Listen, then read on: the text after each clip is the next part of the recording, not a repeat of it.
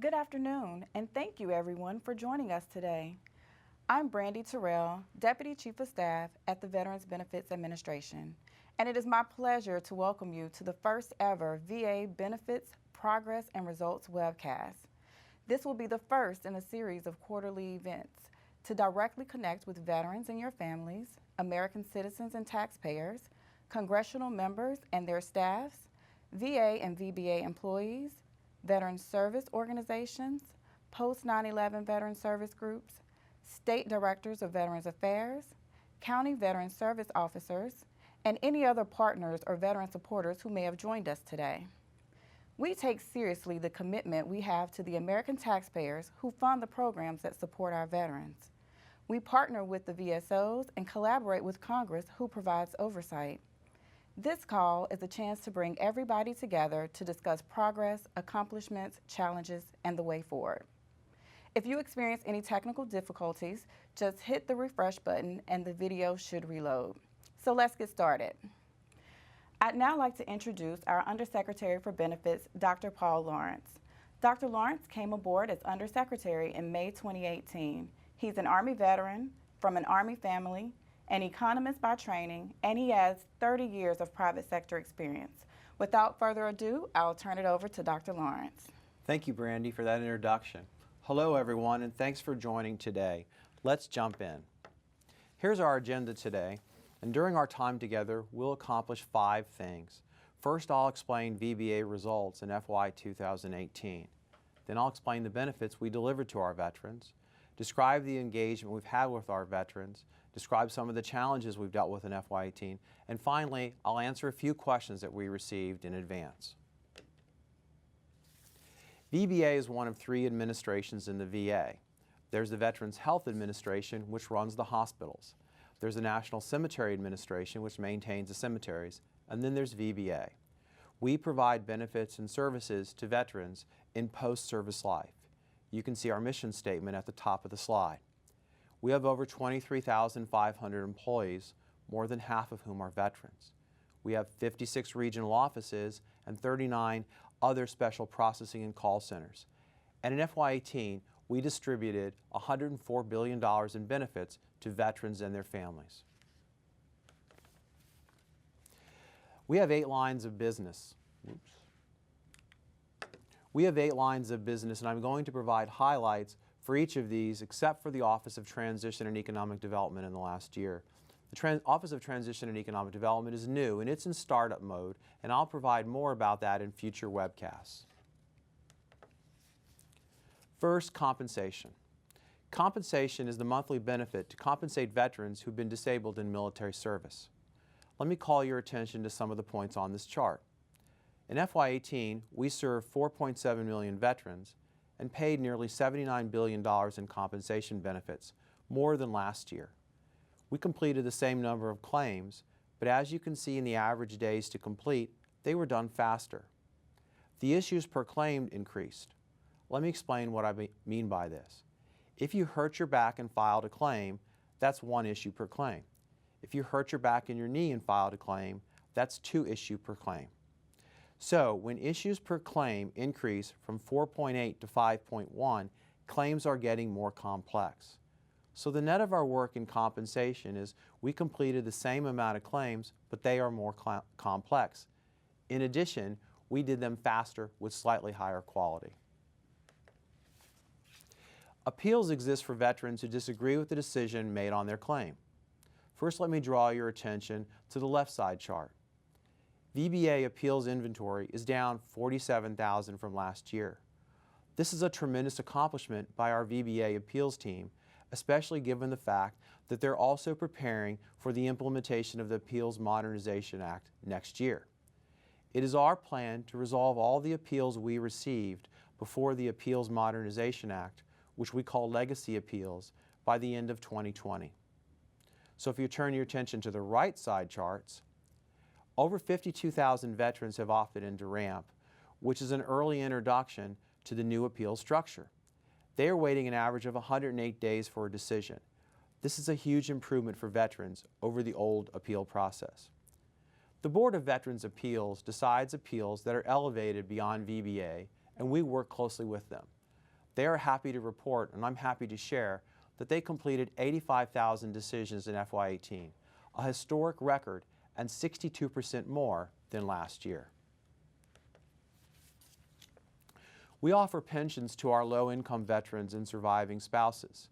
In FY18, we served 474,000 veterans and completed their pension claims in fewer days with higher accuracy than last year.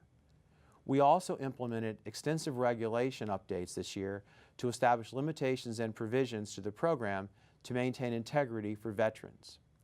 VBA is also coordinating with the Department of Justice, the Federal Trade Commission, and others to combat pension poaching and other scams targeting our veterans.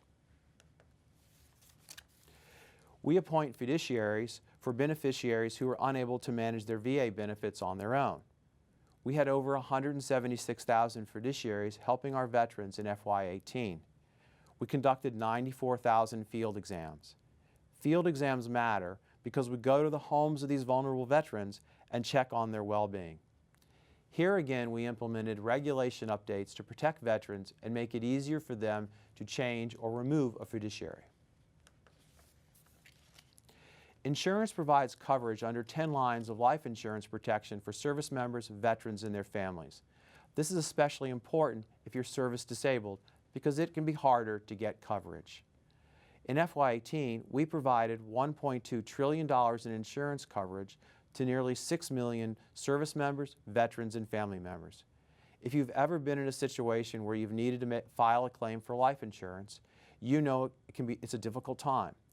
So we work to get these disbursements processed quickly in just under 4 days in FY18. And importantly, in a survey, 74% of veterans indicated peace of mind with our insurance program, which is a measure of their high trust in us. Our education program provides benefits under the post-9/11 GI Bill and others like the Montgomery GI Bill. In FY18, we paid nearly $13 billion to almost 1 million veterans or their dependents who used the benefit. Timeliness of our processing of original applications was 24.5 days in FY18, but it's been going up of late, and I'll talk more about that later. A key highlight is the Forever GI Bill, which makes the post-9/11 GI Bill a lifetime benefit. An important feature is that it restores entitlement to veterans affected by school closures. I'm happy to report that we helped nearly 8,000 veterans with this last year. We administer an excellent education benefit, but it's not without its implementation challenges. As I said, I'll cover that more in depth in a few minutes. Vocational rehabilitation provides special assistance to a subset of veterans with service-connected disabilities. The number of participants is up over FY17, and their positive outcomes are also up. To explain a positive outcome, that can mean things like finding employment, gaining independent living, or persisting in school. We expanded the program by hiring more counselors to improve service to these veterans in FY18 as they transition to civilian life. The VA home loan enables veterans to purchase a home, typically with no money down, no mortgage and insurance, and limited closing costs. In FY18, we guaranteed 610,000 loans, slightly down because the refinancing that took place in FY17 didn't happen in FY18. Most importantly, we work hard to prevent our veterans from foreclosure and keep them in their homes. We worked with 105,000 veterans and their families to prevent them from foreclosure this fiscal year. This is a special feature VBA provides to veterans. Let me describe our engagement with stakeholders and veterans. We did regular engagement throughout the year with our veterans across the countries, with additional focus on certain groups here on the left-hand side: minority veterans, women veterans, homeless veterans, and others. Personally, since I've been in office, I've been to 4 of our regional offices. I'm meeting with VSOs regularly to include speaking at their annual conferences this summer. And I'm engaging veterans directly. I washed the Vietnam Veterans Memorial Wall with VBA Chapter 641 in August. And in September, I planted flowers in a day of service with the DC Missions the Mission Continues DC's first service platoon. All told, we conducted 6,000 outreach events for veterans in FY18, where we interacted with about 5 million veterans. We provided the benefits I just described with a budget of approximately $3.9 billion, divided into 5 main categories. Payroll, like other organizations we pay our people. Contracts, for the external support we get. Rent, communication, utilities for our buildings. Other things like equipment and supplies, and travel. Thank you to Congress and in effect the American taxpayer for the continued support you provide to VBA to help our veterans. Now, let me talk about some of the challenges we faced this year. One challenge in FY18 was the change in VBA leadership. Anytime there is a change in leadership, there are challenges by definition. As Brandy pointed out, I started in May, so I've been on the job for 5 months. And in that time, I'm happy to report that I've witnessed a strong, engaged VBA leadership team equal to, or quite frankly, better than elsewhere in government. Because of this, I'm confident we'll continue to meet our goals to serve veterans. And we're constantly looking at ourselves to streamline processes and reallocate resources so we can serve veterans better. The next challenge is the implementation of the Forever GI Bill, as I alluded to a few minutes ago. Part of the challenge of implementing the Forever GI Bill is information technology, specifically related to the changing way we pay monthly housing stipends to GI Bill recipients. On the technology front, our efforts have been slower than planned. That has resulted in processing education claims manually using last year's monthly allowance. To address this issue, we are mobilizing everybody who can process claims to do this, even if they are assigned other duties, and we hired additional employees to address this. We are carefully monitoring how long veterans are waiting for their payments and prioritizing those who've been waiting the longest.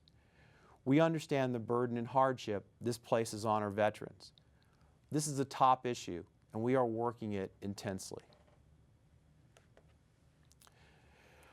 Processing military sexual trauma, or MST claims, is another challenge. For men and women who have experienced MST, the results can be devastating. We handle MST-related claims, cases with great care, but we know this is an area we can improve even further. In FY 2018, or in August 2018, the Inspector General issued a report on PTSD as a result of MST, indicating we could do better on MST claims. We are implementing all the Inspector General's recommendations. We are updating MST training, focusing on quality and accuracy of MST claims, and re-reviewing all previously decided MST claims since the start of FY17. We know this is important, so we're refocusing our efforts to make sure we get this right. So, as we look back on FY18, I have some final reflections. When I joined the VBA team, I set out 3 priorities. The first is to provide veterans with the benefits they've earned in a manner that honors their service. The second is fiscal stewardship, and the third is fostering a culture of collaboration. Let me summarize what I just took you through in terms of these priorities. In terms of service to veterans, in compensation, we're processing more complex claims faster. We're driving down legacy appeals volume as promised and are preparing to implement the Modernization Act. In pensions, we're serving more veterans faster. In Fiduciary, we're serving more veterans and are checking on them regularly. We're sending insurance payments faster. In education, we're serving almost a million trainees and taking on our challenges directly. In VR&E, we're serving more veterans with more positive outcomes and hiring more counselors. And in loan guarantee, we're serving veterans who purchase homes and making an extensive effort to help them avoid foreclosure. For this priority, we think this was a solid performance, and we're continuing to focus on improving our timeliness and quality. On fiscal stewardship, we are working within our budget and managing accordingly. And in terms of collaboration, we are engaging with veterans and with VSOs, and we are being transparent. Indeed, this call is part of that effort for transparency. Ooh.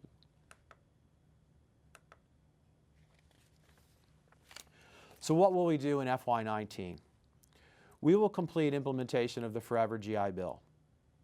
Appeals modernization set in motion a new appeals process to begin in FY 2019. We're in the final stages of preparing, and I'll have more thoughts on this in future webcasts. But I did appear before the House Veterans Affairs Committee on July 25, 2018 to report on our progress. And at that time I said we're on track and we'll meet the February 2019 deadline, and this continues to be true. And we will continue our heavy focus on continuous improvement, quality, and collaboration to provide outstanding customer service to our veterans. We just got back from a directors conference in September where we identified priority projects to help us better serve our veterans. And I'll have more on these projects in our 2019 webcasts.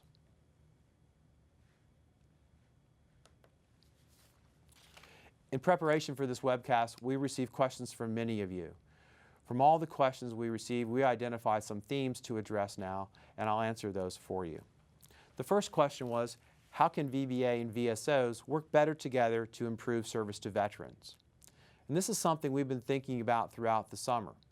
We conducted a series of interviews with each VSO to get their feedback on this and what we could work on specifically together. We agreed in FY19 to work in these three areas. Communication. We want to improve the communication we do to veterans. For example, balancing the clarity and legalese in our letters to veterans. And the VSOs agreed to help us with this. Providing better access to our systems for VSOs when they're supporting veterans, so that we can both at the same time serve veterans better. And finally, outreach, working with VSOs to engage with our non-traditional segments of the veteran populations. Some people call that our rural veterans, and that's something we agreed we'd work on together. Second question was, why does VA oppose blue water legislation? When a veteran files a claim, our pledge is to work hard to honor it. In the process of evaluating the veteran's claim, we rely on science and medical opinions. With Blue Water Navy, there is no conclusive science from the National Academy of Medicine to support claims of toxic exposure. Congress sets the standard for science to be fair and consistent in cases such as this. Once that standard is removed from the equation, it becomes nearly impossible to adjudicate a claim of this type on the merits. If the bill currently being considered becomes law, it is setting the precedent for potentially unwielding policy and consequences for the future of veterans' benefits, VA, and other areas in government. Because we care, we are always looking for new information and for new science. VA continues to sponsor new studies and review and monitor peer-reviewed scientific and medical literature and collaborate with VSOs on this issue. And third, a lot of you ask specific questions about our claims or appeals or the way we interact with you. So this slide contains all the ways you can get in touch with us to learn more. Well, this concludes our presentation. Thank you very much for joining me. But before I turn it over to Brandy, let me recap.